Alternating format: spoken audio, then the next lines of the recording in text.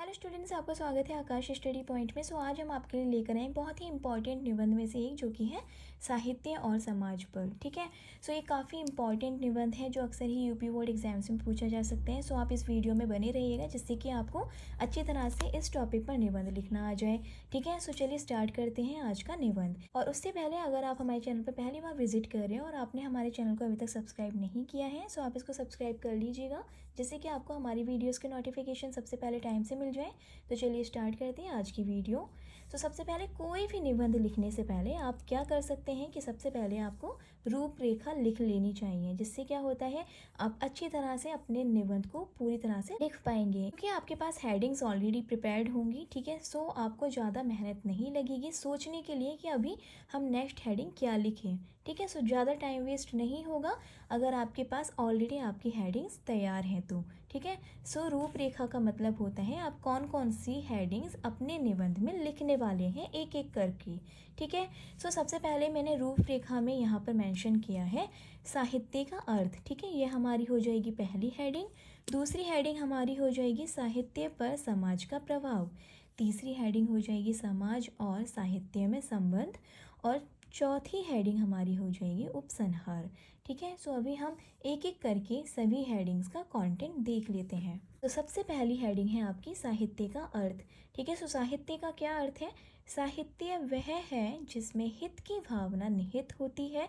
साहित्य मानव के सामाजिक संबंधों को दृढ़ बनाता है, क्योंकि साहित्य में संपूर्ण मानव जाति का हित निहित रहता है। साहित्य में सामाजिक जीवन स्वयं मुखरित हो जाता है।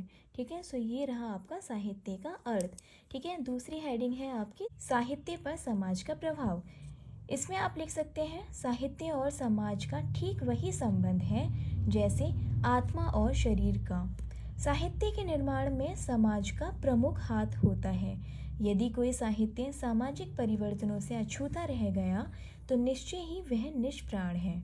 ठीक है। ये रहा आपका साहित्य पर समाज का प्रभाव, दूसरी हेडिंग का कंटेंट।